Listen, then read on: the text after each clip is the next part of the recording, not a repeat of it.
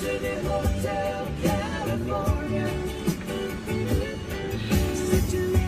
guys, don't you love this song?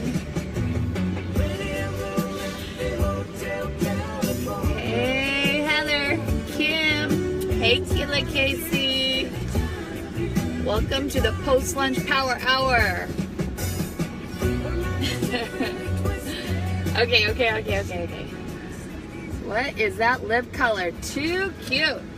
I like it too. It is, let's see, I'll tell ya. Rhubarb.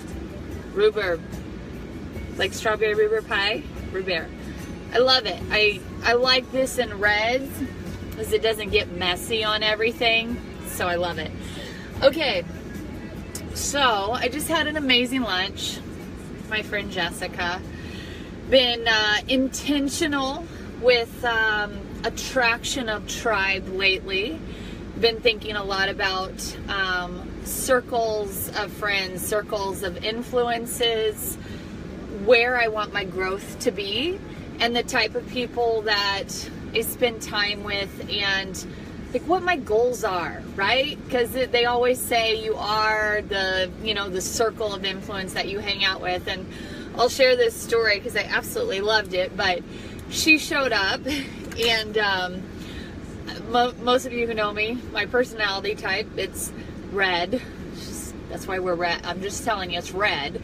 And I would love to, anytime I showed up at lunch, say I have 45 minutes and one, and just establish that with no hurt feelings. And a lot of time as women, that's hard to do. And my friend met me. We went and we had our ketogenic lunch. She's been doing the keto diet, been helping her. She's a big insurance agent. And we got, what did we get? Chicken pecan salad with heavy fat ranch. And by the way, if you're eating a salad, dip your fork in the dressing and then take your bite. You'll be amazed at how much dressing is left over, rather than just pouring it all on your salad. So anyway, little health tip. But anyway, we sat down and she got out her calendar before we could really even say hello. She's like, look at the white spaces I scheduled in my day. And she's like, but I got backed up here and I got backed up here. And it was just really cool because that's the attraction I want kind of in my life right now. And I pulled out my phone and I was like, shall we set a timer? And so we ended up agreeing this lunch is 1 hour, no hurt feelings, cutting it off at the hour mark and going about our boss babe ways. So it was just really refreshing and really cool to establish those, not limits, but just the efficiency that we want in which to live our lives, So I wanted to take my daughter to get a manicure today. She ended up playing with water balloons and doesn't want to come with me.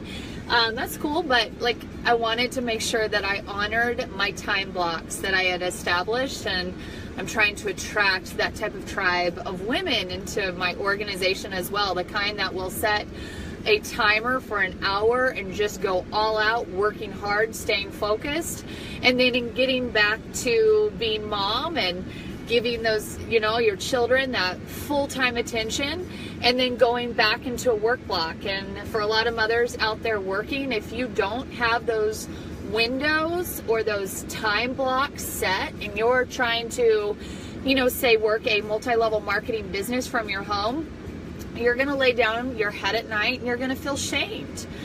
You're going to feel shamed because when your kids were talking to you, you were putting them second because you were trying to manage both. But, there's a lot of people who go to work at a 9 to 5. And I think one of the greatest lessons that I'm able to teach my daughter right now is when mommy's here, we're all in together.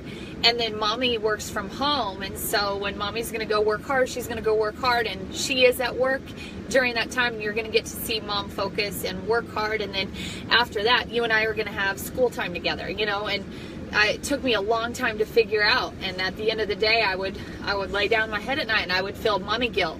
And I think we feel that anyway, no matter what we're doing.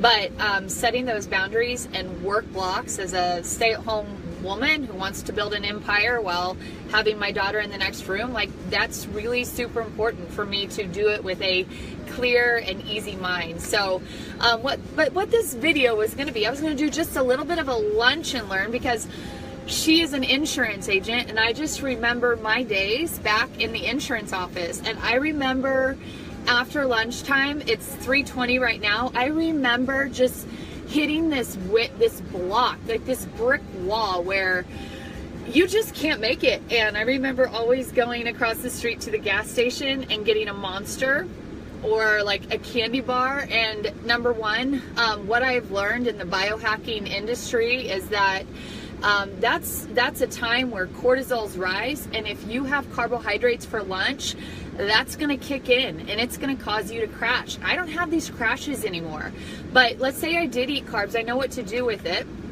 I'm getting an alternative fuel source in my body that's keeping my brain with oxygen. Oftentimes when we think we're hungry, it's not because we're hungry. We can go so long without eating.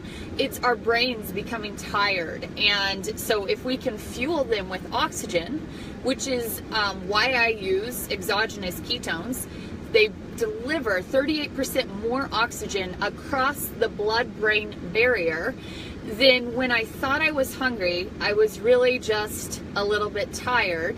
And so I'm waking that brain up, and all of a sudden my appetite is suppressed and I'm back to focusing on work. And I was just thinking about all those people, remembering what the office was like coming back from lunch and struggling with even sometimes just going like this. And I remember my insurance agent, he used to sit behind me, and I remember doing this sometimes, hoping he wouldn't see me through the window with my head nodding off. So instead of Monsters now, I just, about 2:30, I coach a lot of women to take this, because I know that's a natural time also that cortisol levels are rising, and that's, that stress and hormones play a big role, and that fat around the waist and hips. So at 2:30, I have my women drink this, and I just ran in Starbucks. I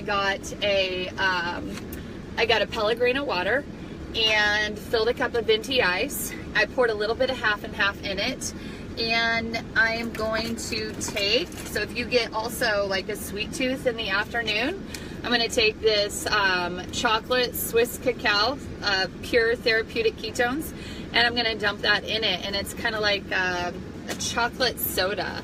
I don't know if you've ever had that before. My mom told me when she was a little girl she used to have chocolate Coke sodas, but it's the best I can do without going off the deep end. So today I'm going to just read you a little bit of this. This comes from our Hack magazine. It's really sunny. But the typical American diet is limits good saturated fats and leans heavily on carbohydrates. Carbs make up 45 to 65% of the macronutrients we eat every day. Most people power their bodies this way, loading up on carbs and relying on their digestive systems to convert these starchy carbs and sugars into glucose, which gives them the fast but short-lived fuel they need throughout the day. That's why you eat the lunch, you feel okay, and then you start going down. And I used to live that way. I was doing competitive figure bodybuilding. I would eat carbs every 2.5 hours, go woo like this all day long, and my body would hurt. And now it doesn't. Now I'm doing intermittent fasting and 2 meals a day, and I just had an amazing pecan chicken salad with heavy fat ranch. It was awesome. So then, what we wanted to say now is the use of elevating ketones through the ketogenic diet dates back to the early 20th century, when it became mainstream treatment for epilepsy prior to other drugs. So using ketones and using the ketogenic diet to heal things and provide that cognitive function, that energy, that oxygen, that's nothing new. But what we have seen is almost, although modified to become less restrictive, versions of the ketogenic low-carb diet enjoy mass market appeal for those who want to also lose weight. All the while, the scientific community continues to study the benefits as well as the use of ketone bodies as an alternative human energy source. Studies show that some ketones may provide a more efficient source of energy for the brain per unit of oxygen than glucose. That's why in that post-afternoon lunch, you're going like this when you take those ketones. So in comparison with glucose, ketone bodies have a higher inherent energy. They cross the blood-brain barrier and in states of metabolic stress serve as an alternative source of energy, offering a neuroprotective quality. Adherence to a low-carb ketogenic diet, several researchers say, could be beneficial in a broad range of neurological disorders. Exactly how this works is not fully understood, but cellular energetics are likely key. So this is an absolutely amazing magazine. It's called the Hack Magazine, the Better Magazine. And you know what I do on a daily basis is I just stuff a 5-day experience into these bad boys. So it's kind of like pick your taste, right? We know you need to have something in your body 2 weeks, 4 weeks, but I usually like to send about 5 packets out, give you some caffeine, non-caffeine, see which one you like, and then lead with education and value. So post office is right there. My nail appointment is in 15 minutes. IM me if you want me to send you a Hack magazine, and all I got on me right now is our Max fruit punch flavor.